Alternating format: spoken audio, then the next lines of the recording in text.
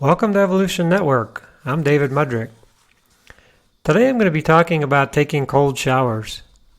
I know what you're thinking. The first time I heard it, I said, "Are you crazy? Why would I want to take a cold shower when the warm water feels so good?" I actually heard a TED Talk earlier this year, and that's what sparked my curiosity into looking into cold showers and the benefits of them and, what it would take to start doing them.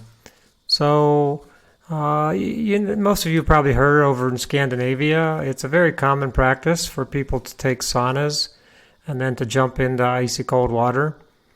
So they've been doing that for a very long time, and they believe it stimulates your nervous system and is good for your health.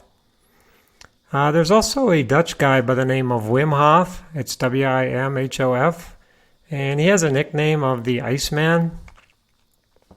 He has climbed Mount Kilimanjaro in just shorts and shoes. He also tried to climb Mount Everest with shorts. He made it to 23,000 feet, but then he actually had a foot injury that forced him to stop. But he has numerous Guinness Book records for immersion in ice water, direct contact with ice, like where he lays on ice for an hour at a time. And he has a breathing technique. He has an app, actually, that's called the Wim Hof Method. You could get it on the Apple Store. And it starts off with this controlled hyperventilation breathing, and then complete exhalation, and then you hold your breath. And he also follows that technique by some cold therapy and cold showers. And so when I started to read some of the research and some of the things that he was talking about, I started to believe, well, there must be something to this. So then I also found a Harvard study that was done back in the 70s. They did it on Tibetan monks. And these monks in meditation were able to raise their skin temperature of their toes and fingers by 17 degrees while keeping the same core temperature. It seems like we've lost the ability to control our autonomic functions like temperature control, metabolism, and heart rate. And obviously these monks still have that ability. During this study, the researchers spent the night out with the monks at 15,000 feet in the Himalayas, where the temperature got down to zero.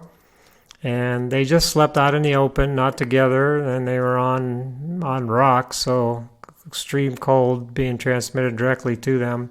All they had on was their wool robes, no insulation, no blankets, and they were all just fine in the morning. What this study also showed was that they were able to lower their metabolism by 64%. Just as an example, when we sleep, our metabolism goes down by about 10 to 15%. So what happens when you turn the water to cold? Your heart rate increases, circulation ramps up very quickly, and the body enters a stress mode, which over time also builds up your resistance to stress. So when you first do the cold shower, yes, it's terrifying, it's horrible, and you're lucky if you can stay in 10 or 15 seconds. It's really freezing. But as long as you keep doing it every day, do it that first day for 15 seconds if that's all you can take. After you're done with your warm shower, just turn the knob all the way to cold. Then every day, just slowly increase a little bit.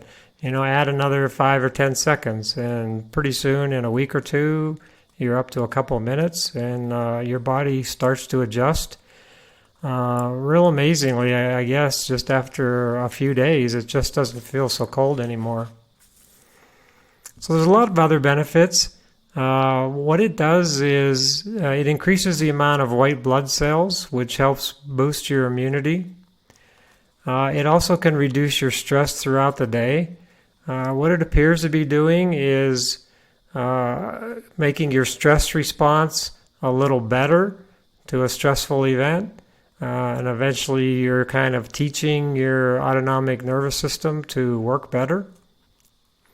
If you think about it, the hunter-gatherers for hundreds of thousands of years didn't freeze to death at night, and neither do wild animals.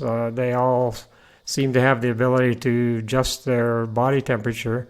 I mean, there's people living up in the Arctic, Eskimos and caribou, and they're surviving 20, 30 below pretty easily. So I think we've just lost our ability to regulate our body temperature over time. We keep our temperature the same all the time. In the winter, we're heating up our offices and homes, and in the summer, we're cooling them down. We have air conditioning in our cars. A lot of people say, well, I'm not going outside today. It's too cold. It's too hot. So it seems like by keeping our environment at a normal temperature all the time, our body has somehow lost the ability to self-regulate its temperature. Another benefit of the cold is that it contracts your lymphatic vessels. The lymphatic system is what carries away waste from your cells. And by contracting those, it's helping to push the waste products away. So I've been doing the cold showers for about 4 months now. I can pretty much stay in as long as I want. So I'll take a regular warm shower, and then when I'm done, I'll just turn it all the way to cold. There's a couple of psychological components, I think, to this. I think one is that we tend to avoid things that make us uncomfortable. And the cold water is actually a good teacher. You face something uncomfortable and you survive it.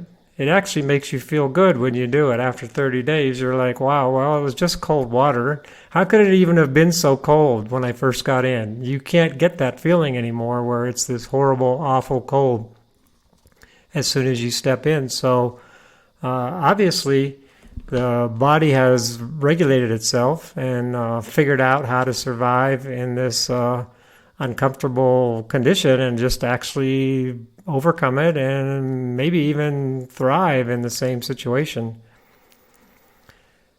And for me, it's also an indication of my overall state of mind. There are some days when I'm anxious or stressed, when I feel like I have more anxiety. And when you go to turn the water to cold, you're anticipating that it's going to be colder, and it actually is. But just then in a few seconds, you learn to relax, you breathe slower, and you kind of calm yourself down, and the water instantly starts to feel warmer. So I think the best way to do this is just get out a calendar, mark 30 days on it, and force yourself to do it. Just mark off every day. In 30 days, I don't think you'll want to stop. And if you take a whole shower in cold, which some people recommend, like Wim Hof, you're actually saving a lot of money too. So I'll give you a link in the description below to the Wim Hof website. And please rate this podcast on iTunes, as it really helps attract more listeners. And talk about this topic or anything else, just click the link in the description. Send me your email address, and I'll set up a free 20-minute call with you. Thanks for listening. Bye.